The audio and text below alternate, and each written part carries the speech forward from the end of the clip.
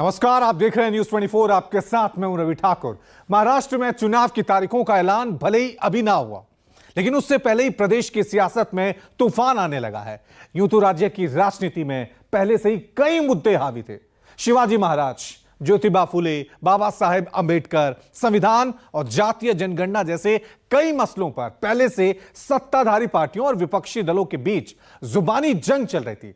लेकिन अब इन सब के बीच वोट जिहाद की एंट्री हो गई है। बीजेपी नेता और डिप्टी सीएम देवेंद्र फडणवीस ने वोट जिहाद का जिक्र कर महाराष्ट्र के चुनाव में एक नया फसाद शुरू कर दिया है। आखिर फडणवीस ने ऐसा क्या कह दिया? अब की बार महाराष्ट्र के विधानसभा चुनाव में वोट जिहाद क्यों एजेंडा बनने वाला है, यह रिपोर्ट देखिए।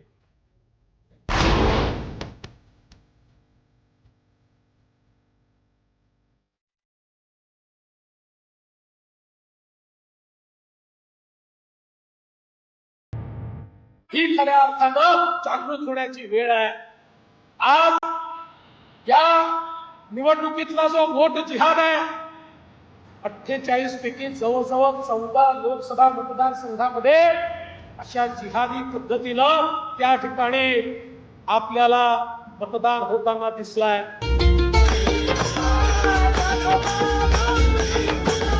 आपने मुस्लिम महिलाओं के लिए ट्रिपल तलाक का कानून क्यों लाया भाई? क्यों लाया? महाराष्ट्र में नया घमासान शुरू हुआ। हिंदू मुसलमान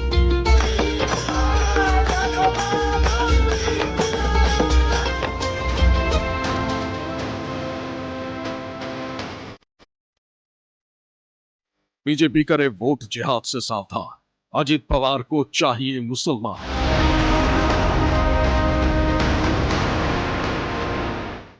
मुस्लिम वोट पर आर पार, महायुति एमवीए किसका बेड़ा पार।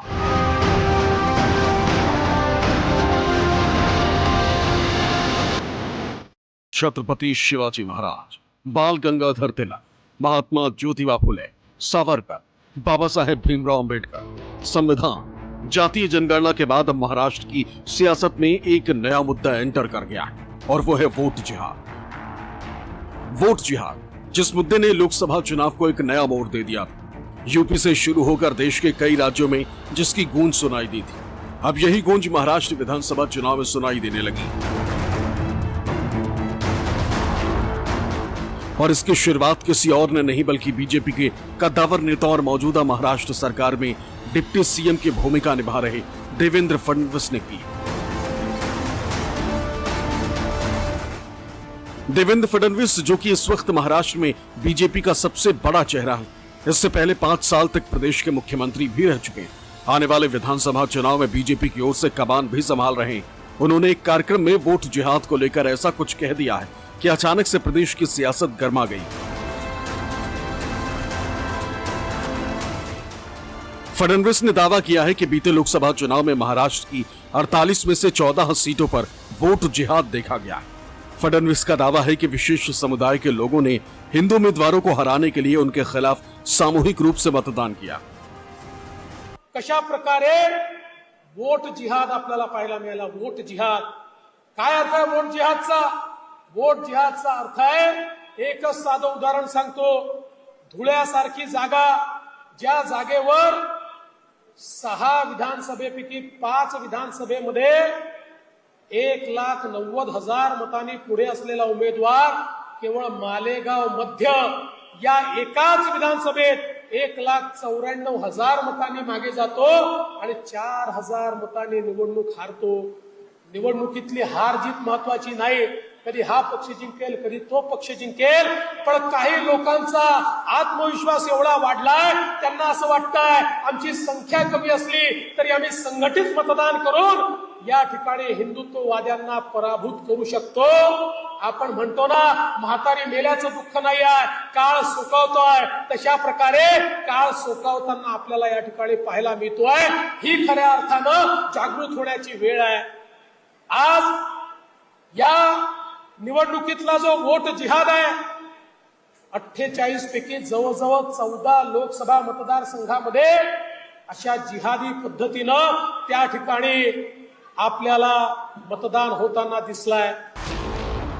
देवेंद्र फडणवीस ने जिस धुले सीट का जिक्र किया है उस पर पिछले 3 बार यानी 2009, 2014 और 2019 में बीजेपी का कमल खिला था। लेकिन 2024 के चुनाव में बीजेपी को अपनी यह सीट महज 3,831 वोटों से गंवानी पड़ी। बीजेपी की ओर से सीट पर 2 बार के सांसद सुभाष भामरे कैंडिडेट थे। वहीं कांग्रेस ने यहां से बचव शोभा दिनेश को अपना उम्मीदवार बनाया था। बीजेपी कैंडिडेट को जहां 5,80,035 वोट मिले तो वहीं कांग्रेस प्रत्याशी को 5,83,866 वोट मिले। इस तरह कांग्रेस को इस सीट पर 3,831 वोट से जीत मिल गई। धुले महाराष्ट्र की ऐसी लोकसभा सीट है जिसे मुस्लिम बाहुल्य लोकसभा सीट माना जा सकता है। इस सीट पर मुस्लिम मतदाताओं का अच्छा खासा प्रभाव है। अगर विधानसभा वाइज देखें तो इस सीट के तहत 6 विधानसभा की सीटें आती हैं, जिसमें 2 पर बीजेपी का कब्जा है, 1 सीट पर शिवसेना का विधायक है, जबकि 1 सीट कांग्रेस के पास है, जबकि 2 सीटों पर एमआईएम का कब्जा है। जिन 2 सीटों पर एमआईएम के विधायक हैं उनमें धुले सिटी और मालेगांव सेंट्रल सीट शामिल है। बीते लोकसभा चुनाव का नतीजा देखें तो एकमात्र मालेगांव सेंट्रल सीट पर इंडिया ब्लॉक के कांग्रेस उम्मीदवार आगे रहे थे, जबकि धुले ग्रामीण, धुले सिटी, सिंदखेड़ा, मालेगांव बाहरी और बागलान इन 5 सीटों पर एनडीए के बीजेपी कैंडिडेट आगे रहे थे। बीजेपी का दावा है कि इस तरह प्रदेश की 48 में से 14 लोकसभा की सीटें ऐसी रहीं जहां 1-2 विधानसभा सीटों पर विशेष समुदाय के लोगों ने एनडीए उम्मीदवारों को हराने के लिए एकजुट होकर वोट किया, जिसका सीधा असर चुनाव परिणाम में हुआ। लोकसभा में महाराष्ट्र में जिस प्रकार से हमें हमारे अपेक्षा के अनुसार लोकसभा की सीटें नहीं मिली, उसकी जब हमने समीक्षा की तो हमें यही दिखाई दिया कि बड़े पैमाने पे करीब 14 ऐसे सीटों पर वोट जिहाद हुआ। वोट जिहाद यानी क्या कि जैसे मालेगांव ये विधानसभा क्षेत्र में इतने पैमाने पे वोटिंग हो गया, केवल 1 विधानसभा के कारण हमारे बाकी 5 जो विधानसभा थी जिसमें हमने बढ़त ली थी वो भी माइनस हो गई और वहाँ पर चुनाव चुन गया है। इसके माध्यम से हम ये बताना चाहते हैं कि उद्धव ठाकरे और इनको जो सब लग रहा है कि उनकी ताकत बढ़ गई है, तो ये उनको आई हुई एक सूजन है। ये सूजन विधानसभा में घटने वाली है और भारतीय जनता पार्टी के साथ महायुति की सरकार बनने जा रही है। दरअसल धुले के अलावा अमरावती, नांदेड़, अहमदनगर, बीड, भिवंडी, नंदुरबार, उस्मानाबाद, दक्षिण मुंबई, दक्षिण मध्य मुंबई, उत्तर पूर्व मुंबई और उत्तर मध्य मुंबई ये तमाम ऐसी सीटें रहीं जहां लोकसभा चुनाव में बीजेपी और उनके सहयोगियों को हार का सामना करना पड़ा। इन सीटों पर वोटिंग का जो पैटर्न रहा उसका आकलन कर बीजेपी ने इसे वोट जिहाद नाम दिया। बीजेपी के दिग्गज नेता और डिप्टी सीएम देवेंद्र फडणवीस ने जैसे ही वोट जिहाद का जिक्र छेड़ा, विपक्ष यानी महाविकास आघाड़ी को बैठे बिठा एक मुद्दा मिल गया। महाविकास आघाड़ी में शामिल कांग्रेस, शिवसेना, यूबीटी और एनसीपी शरद की ओर से एक सुर में फडणवीस पर करारा हमला बोला गया और कहा गया कि फडणवीस तोड़ने की बात कर रहे हैं। देवेंद्र फडणवीस को शर्म आना चाहिए कि अगर वो वोट जिहाद की बात करते हैं, वो राज्य के गृह मंत्री है, एक संविधान के पद पे बैठे हैं, वोट को अगर वो वोट जिहाद बोलते हैं तो ये संविधान को मानने वाले लोग नहीं है। और रही लव जिहाद की बात, तो राज्य के गृह मंत्री है, कितना 7.5 साल से वो राज्य के गृह मंत्री, एक लंबे समय कहाँ लव जिहाद हुआ, क्या हुआ, कितने लोगों का आज तक कार्रवाई की। चुनाव के समय में इस तरह के जुमलेबाजी कर और धर्म की लड़ाई लड़ाकर बीजेपी जो राजनीति करती है वो ओछी राजनीति खुद देवेंद्र फडणवीस करना चाहते हैं। क्या होता है वोट जिहाद, मुझे बताइए। इस देश में, इस देश का नागरिक है, मुसलमान है, जैन है, पारसी है, हाँ हिंदू है, अगर इस देश के नागरिक है और वो वोट करते हैं, अगर आपको वोट करता है तो चलता है क्या? अगर ये वोट जिहाद की बात है तो आपने मुस्लिम महिलाओं के लिए ट्रिपल तलाक का कानून क्यों लाया भाई? क्यों लाया? आपको और समाज के लोग देते हैं तो उसको क्या कहेंगे आप? अब महाराष्ट्र में, गुजरात के लोग देते हैं बीजेपी को, ऐसा हमको पता चलता है। तो आप उनको क्या कहेंगे? गुजरातियों का वोट जिहाद कहेंगे? और भी समाज के लोग आपको वोट देते हैं। ये क्या चला इस देश में? आप इस देश को फिर एक बार तोड़ना चाहते हैं, फडणवीस जैसे लोग? हाँ, ये गांधी का देश है ना। उनको कुछ एजेंडा ही नहीं है ना, कुछ किया ही नहीं है, सिर्फ पार्टी तोड़ो और आईसी, इनकम टैक्स, सीबी और ईडी छोड़ के सरकार ने किया क्या है? पार्टी तोड़ो, पार्टी का सिंबल लेके जाओ, और कौन किया क्या है इस सरकार ने? और वो उसके बाद महाराष्ट्र का अगर आप बजट देखें, उसका तो दिवाला निकल रहा है। ये मैं नहीं कह रही हूँ, गडकरी साहब कह रहे, और आपके सबके चैनल पे जो डेटा और न्यूज़पेपर में डेटा आ रहा है वो यही कह रहा है कि huge deficit in the budget. Devendra Fadnavis के मुताबिक धुले की जिस मालेगांव सेंट्रल विधानसभा सीट पर कांग्रेस उम्मीदवार को बढ़त मिली थी, वहां से इस वक्त ओवैसी की पार्टी एआईएमआईएम के विधायक हैं। लिहाजा एआईएमआईएम की ओर से भी बीजेपी पर पलटवार किया गया। भाजपा को अपनी जमीन खिसकती हुई नजर आ रही है। उनको पता चल गया है कि महायुति की जो सरकार है महाराष्ट्र में टोटल फेल हो चुकी है, डेवलपमेंट विकास सबके नाम पे। तो बस इसी तरह की बात करने पे आ गए, पोलराइज करने की कोशिश की जा रही है। अभी लव जिहाद, वोट जिहाद, लैंड जिहाद, सारे जिहाद इनको समझ में आ जाएंगे कि जिहाद का मतलब क्या पता है इनको। और राज्य के होम मिनिस्टर है देवेंद्र फडणवीस जी, और संविधान की शपथ ली है, उन्होंने इस तरह की बात करना उनको शोभा नहीं देता। क्या ये वोट जिहाद, क्या ये लव जिहाद? पहले भी इन्हीं के एक मंत्री है लोधा, उन्होंने फ्लोर ऑफ द असेंबली में खड़े होकर बोला था कि लाखों केस लव जिहाद के महाराष्ट्र में हो गए। जब इंक्वायरी की मालूम किया तो टाई फिश खोदा पहाड़ निकला चूहा, कुछ भी था ही नहीं उसमें। मगर इनको पोलराइज करना है, हर हद तक ये जा सकते हैं, इसीलिए इन्होंने अपने नफरती चिंटू को भी छोड़ दिया ना कि जाओ मुसलमानों के खिलाफ अनाप शराब बको। अब ऐसे में सवाल उठता है कि देवेंद्र फडणवीस के बयान के पीछे का असल मकसद क्या है और आने वाले विधानसभा चुनाव में इसका क्या असर पड़ सकता है, ये भी समझ लीजिए। देखिए, देवेंद्र फडणवीस महाराष्ट्र में एक मंजे हुए राजनेता के रूप में जाने जाते हैं। उन्होंने अगर कहा है कि एक खास वर्ग की वजह से महाराष्ट्र में बीजेपी को 14 सीटों का नुकसान हुआ है, तो निश्चित तौर पर उनका निशाना वो एक खास वर्ग है जो उनसे वोट देने के मामले में शुरू से कटा हुआ है। तो मेरा मानना है कि देवेंद्र फडणवीस ने इस बहुत सोच समझ कर कहा है, और इस सोची समझी रणनीति के तहत उन्होंने जो ये बात कही है, उसके मकसद और मायने दोनों ही बहुत अलग अलग हैं। दरअसल बीते लोकसभा चुनाव में बीजेपी को यूपी के बाद सबसे तगड़ा झटका महाराष्ट्र में ही लगा था। लोकसभा चुनाव का नतीजा देखें तो महाराष्ट्र के 48 में से 30 सीट जहां इंडिया गठबंधन को मिली थी, वहीं एनडीए के हिस्से में महज 17 सीटें आई। पार्टी वाइज नतीजा देखें तो एनडीए में सबसे ज्यादा 28 सीटों पर चुनाव लड़ने वाली बीजेपी के खाते में महज 9 सीटें आई। एकनाथ शिंदे के नेतृत्व वाली शिवसेना 15 सीटों पर चुनाव लड़कर महज 7 सीट जीतने में सफल रही।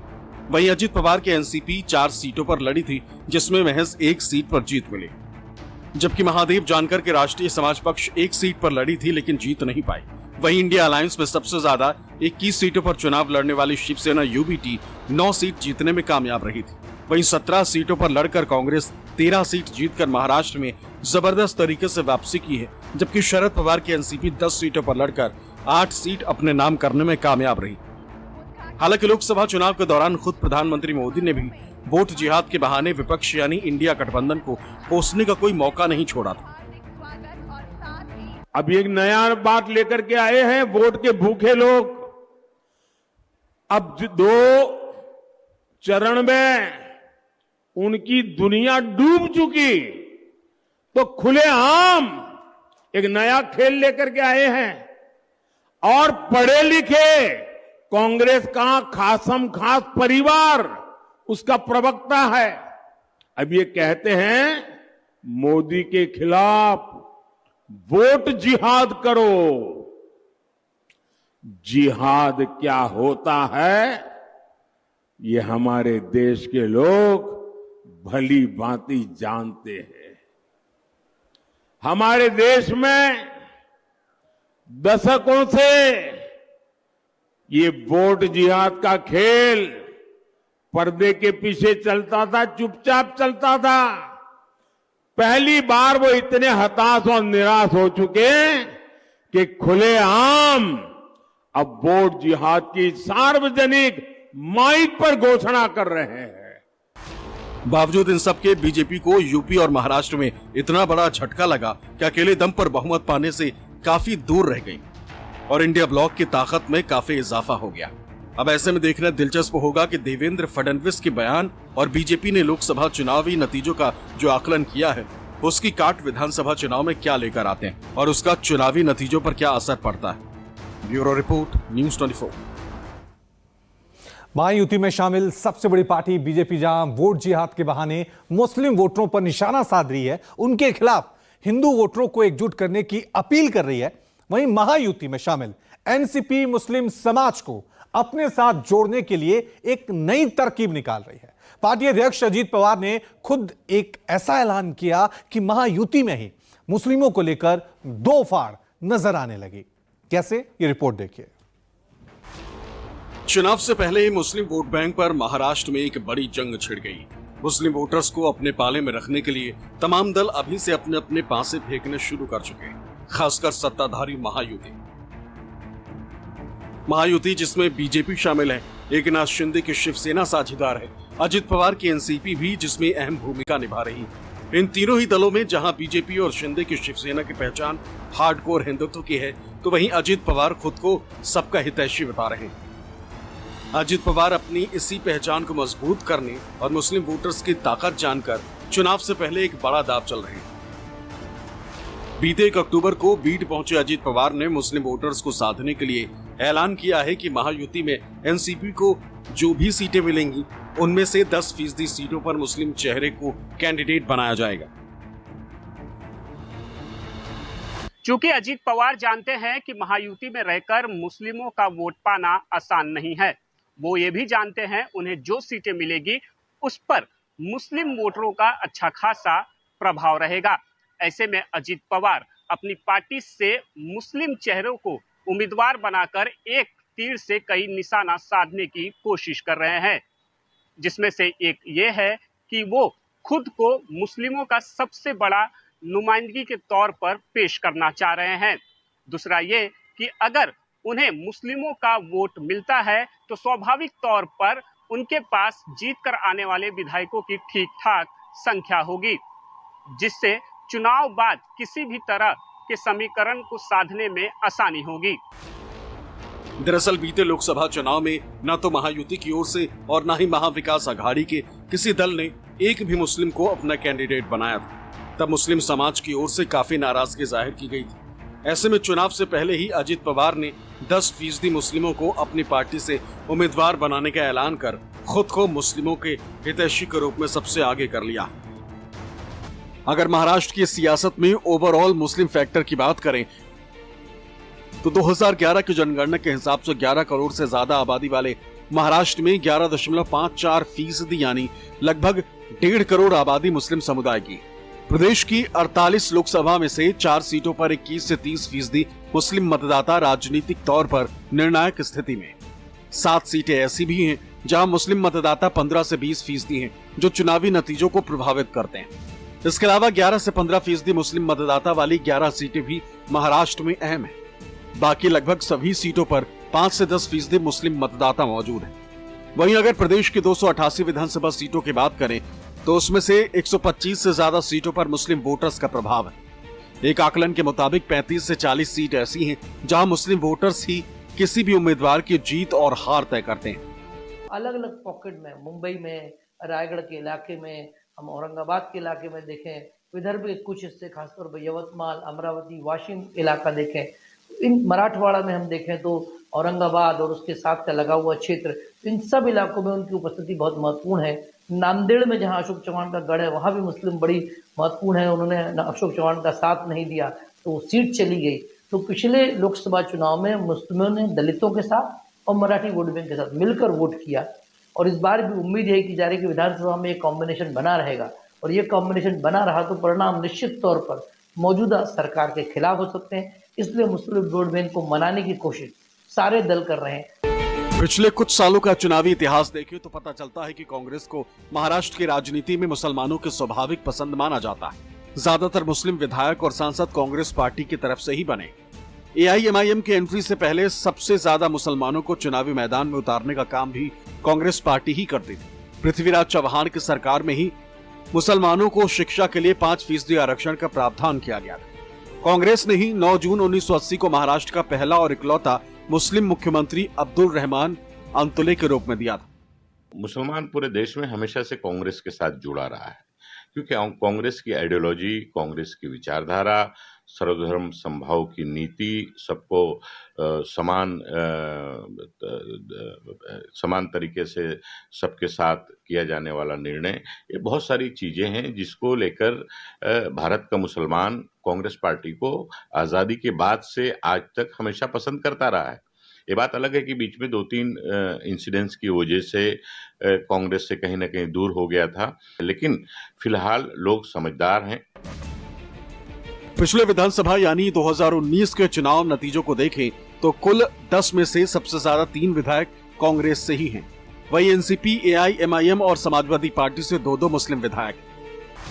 मुस्लिम वोट बैंक दूसरे राज्यों की तरह महाराष्ट्र में भी कितनी अहमियत रखते हैं, इसका असर लोकसभा चुनाव में भी देखने को मिला। प्रदेश में अब की बार एकजुट होकर मुस्लिम मतदाताओं ने इंडिया ब्लॉक को वोट किया था। वो अलग बात है कि अब की बार दोनों ही गठबंधन में से किसी भी पार्टी ने मुस्लिमों को अपना कैंडिडेट नहीं बनाया था, जिससे इस बार महाराष्ट्र से एक भी मुस्लिम सांसद चुनकर नहीं आ पाया। बहरहाल ऐसे में अब की बार देखना दिलचस्प होगा कि मुस्लिम वोटर्स को अपने पाले में करने के लिए सियासी पार्टियां अब आगे और क्या क्या हथकंडे अपनाती हैं और मुस्लिम वोटर्स इस बार किसके पक्ष में अपना फैसला सुनाते हैं। Bureau report, news 24।